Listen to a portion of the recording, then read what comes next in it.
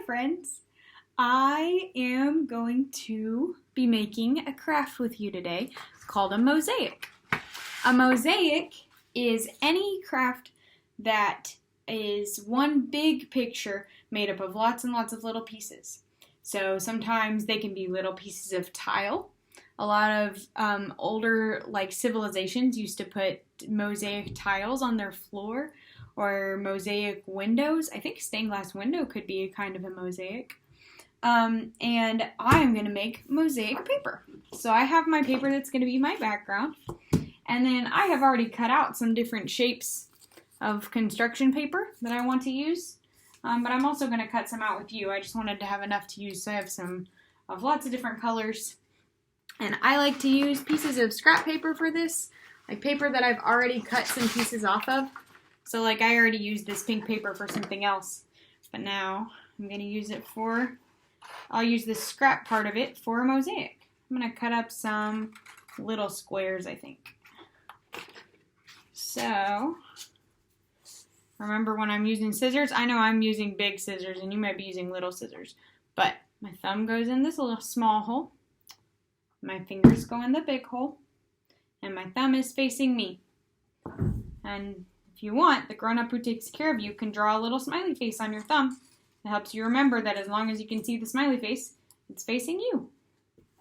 I'm going to make some little pink squares that I can use in my mosaic if I want to. And you can use scissors to cut stuff out. Your mom or dad or the grown-up who takes care of you could cut some for you to begin with, to get you started. You could use a hole puncher like I have. If you have one like that, mine makes a heart. I'll show you an example of how it does.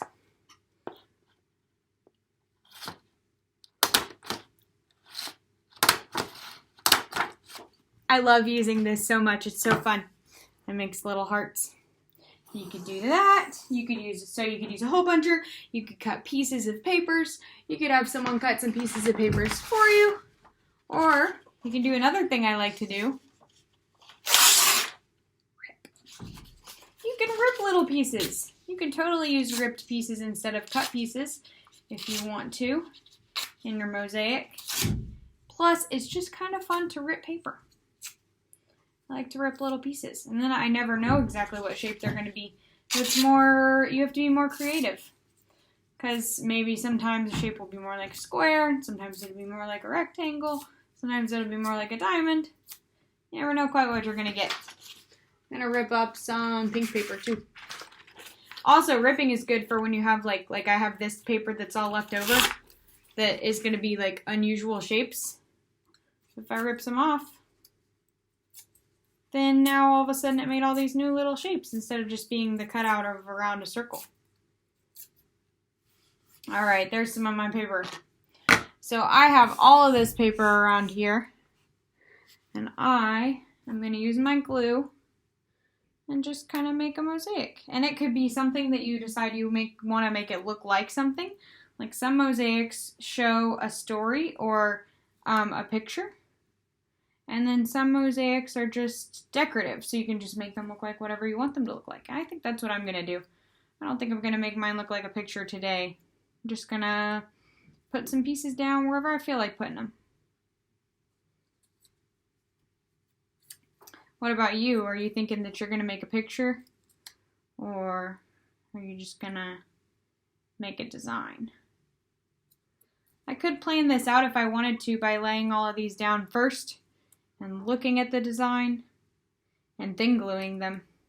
That could be a way that I do it if I wanted to be more careful or if I wanted to make something more precise. I could put my glue aside. I could take some of the little pieces and I could kind of do a test run where I lay them out to see what I think. And I think, I don't like it that way. I'm going to do it this way instead. But instead of doing it like that, I'm just doing it as I go because I'm just being creative and making it up. But neither way is right and neither way is wrong. Some people want to plan ahead of time and some people just want to go with the flow. And it's okay to be both ways. I'm just kind of putting whatever feels like a good idea to put. I don't have any idea in my mind of how I think that it should look. But maybe you have an idea in your mind of how you think that yours should look. And then if you plan, then you'll know how to get there. Sometimes glue comes out the side. That's okay.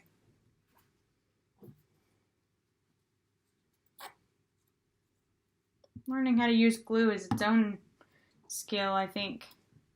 Sometimes you use too much glue and then it's a mess. Sometimes you use too little glue and then it doesn't stay. You really have to figure out how to get really good at using glue. I like what these little hearts feel like they add. I like it. They're like a really good shape because the hole puncher cut them out, and then my other shapes look like, obviously, they were cut by my hand because that's what I was using to cut them. I like the contrast. Contrast means the difference between two things. Like, for example, the difference between the shapes that I cut out and the shapes that I used a hole puncher to cut out. That didn't work like I thought it would, but that's okay. I already put the glue, so I'll just go with the flow. Sometimes you gotta do that. Need a triangle. You know all these shapes' names? I have some triangles. I have some hearts and some circles. I have some parallelograms. I don't think I have any diamonds. I have hearts. Did I already say hearts? Hearts, of course. I have circles. I have little squares and big squares.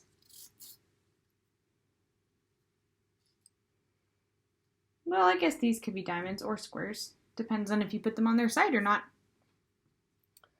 What kind of colors are you going to use in yours? You could use every color you have, or you could just choose to do it with just some colors. Like, maybe if you just pick 3 kinds of the color blue. Or if you did it with just like black and white and gray, that would be kind of cool. That's another way you could do it. Or you could just pick black and white and one color, like black, white, blue, black, white, red, and then it makes the red look really bright because it's the only color. Or you could do like green, yellow, blue, and then they're all kind of beachy colors. Or you could do red, orange, yellow, and then they're like fire colors. You could do any kind of blend of colors, and then when you're thinking about which colors to use, that's called color theory. Theory just means like the way that you think about something. And when you plan which colors to use and which ones go together and which ones don't really go together, that's using color theory. And sometimes it's fun to use every color that you have because you want something to be really bright.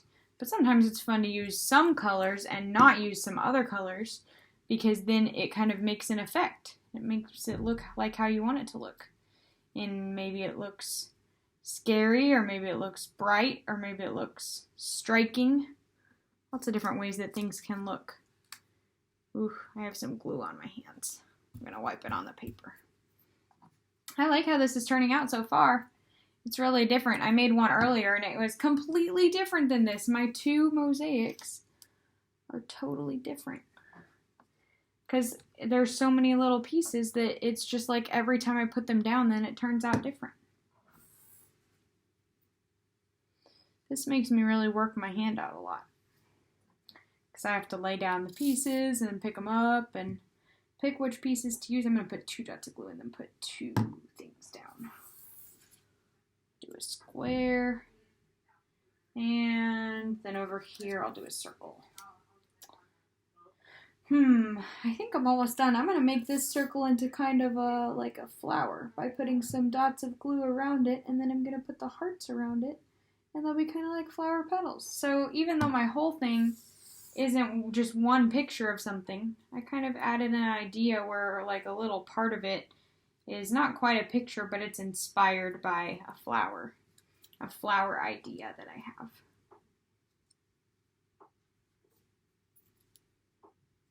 And then And then I think I'll put some green ones down here to kind of represent leaves.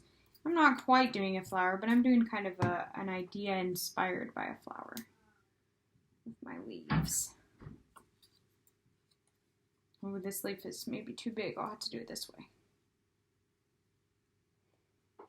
There is no wrong way to make a mosaic. Maybe you put a lot of glue, maybe you put a little glue. Maybe you're learning about using glue. Maybe you put a lot of shapes. I ended up doing mine mostly with shapes, but maybe you didn't do shapes at all. Maybe you did yours with torn pieces of paper, like I said. Tearing it up is another way to do it.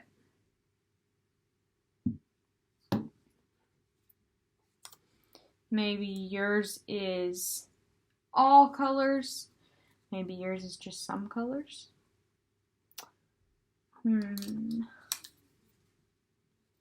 Maybe yours takes up the whole paper. Maybe it only takes up part of the paper. I want mine to take up the whole paper. So I'm going to put 2 more up here in this corner and then like 1 here. And then I think I'll be done. Let's put a big blue one here.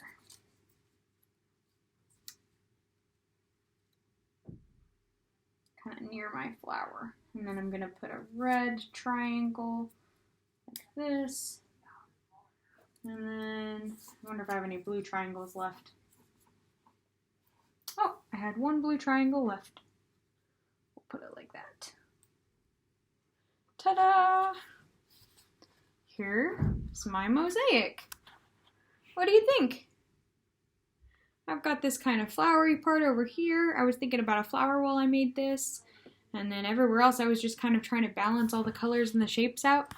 I really like the way that it turned out. If you decide that you want to make a mosaic, you should have your mom or dad or the grown-up who takes care of you take a picture of it and put it in the comments. So then I can see it. And if you're not in the comments, if you're only seeing this on YouTube, then you could go see it on Facebook, where I also have it in the comments. On my page that's called The Occupational Therapist, because I like to play while I do OT. So, thanks for making a mosaic with me. I hope you had a fun time. I would love to see a picture of yours, whether you made it into a picture or whether you just made it into a cool design like mine. All right, I'll see you next time. Talk to you later.